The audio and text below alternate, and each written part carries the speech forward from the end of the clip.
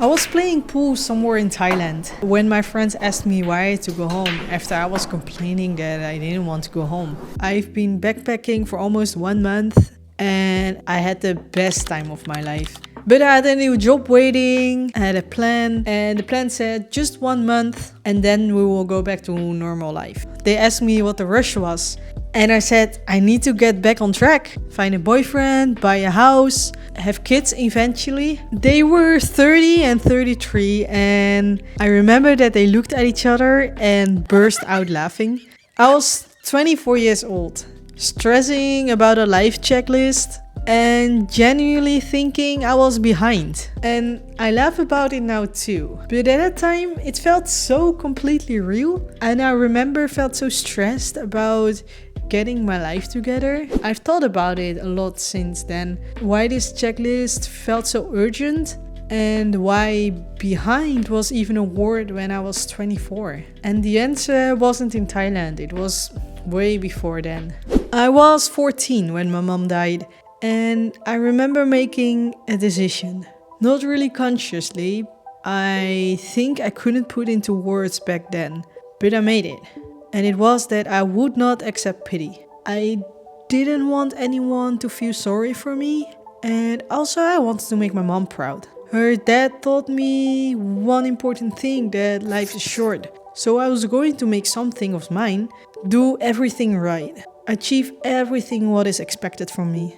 And in that way no one would ever feel sorry for me. And honestly, from the outside it worked. I did well in school, I got my degree, I got a full-time job. I really looked like someone that had her life together. And that's the thing for me about living someone else's life. It often starts with something that feels like a strength. It's a decision to prove something to someone, or to survive something, to become a version of yourself that the world approves on. And by the time that you realize how far it drifted away from the actual you, it's been years. And looking back now, the signs were everywhere. I just wasn't aware of them. The first one was making decisions based on what other people think, not what I actually want. I always was afraid what other people were thinking of me. And at some point I was figuring out that if I make decisions based on what other people expect from me, then nobody could point fingers at me. If things went wrong, it wasn't really my choice. I had just done what was expected. And that felt like protection. But it also meant that I never actually decided anything for myself. Every job I took, every safe path I followed, I ran through the filter of what will people think about this? Is this the right answer? Does it look like I have everything together now? I didn't ask, do I actually want this?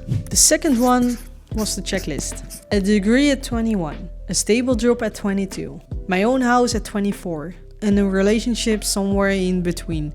Engagement after like 3 years, and I would love to have my first kid around 27. I'm 28, I have none of all those things. And honestly, I don't know where I got this checklist from. I think when I was young that maybe we discussed life with friends when I was like 5, 6, and you just think about what your parents did and then you were thinking, okay, I want this too in my life, because no one handed it directly to me, but I think I absorbed it somewhere from the people around me, from how I grew up, from society, I guess from what everyone else was doing.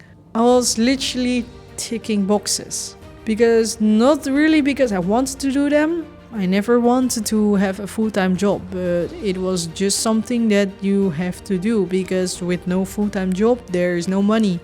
When there's no money, there's no fun life, because that's what being an adult life looks like. And the scary part was actually that I was playing pool at 24 and genuinely was stressing about being behind. I hadn't stopped for a second to ask myself, behind what? According to who? Says who? In my head I was racing a race that I never signed up for, with rules I never agreed to, with people who didn't even start at the same time and place as me. And the third one is still something I struggle with, comparing myself to others. And not to be inspired, just to feel okay. I used comparing a lot as a coping mechanism for a long time. If I was feeling bad about something that I had achieved or where I was, I would look around and find someone who had it worse, which is super easy nowadays with social media. And then I could think, at least I have this, at least I have that, and at least I'm not in her situation. And for a while it kept me going until I saw the other side of the coin. Because obviously there's always someone doing it better. Someone who seems further along, more confident, more successful, more whatever.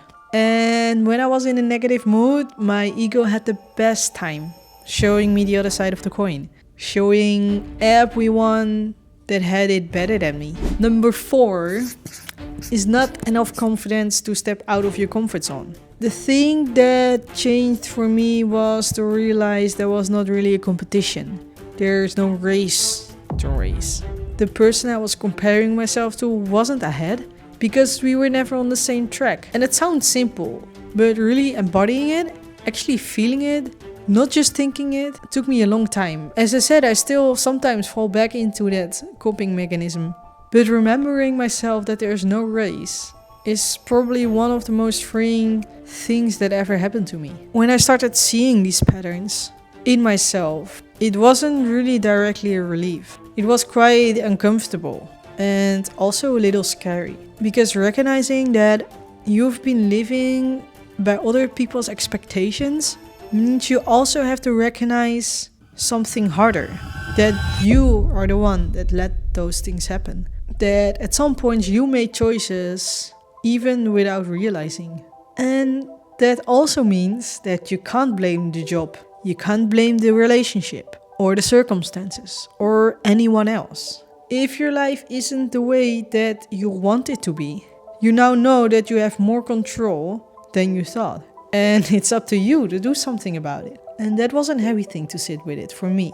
But here's what I learned from spending some time on the other side of it. When you stop basing your decisions on other people's expectations, when you start making choices that are actually yours, the consequences feel different too. They feel more real. They feel earned.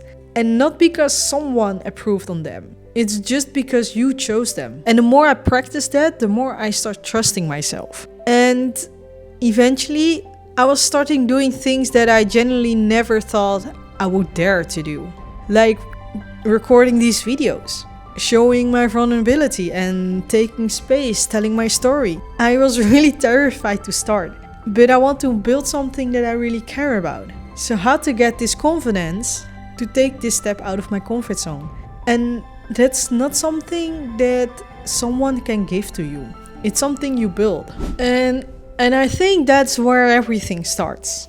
Not with like a big dramatic decision, but with noticing. With asking, is this what I actually want? Or is this what I thought I was supposed to want? And actually there's a name for that. I will talk about that in the next video. But if this is resonating with you, I have more about living on autopilot in this series.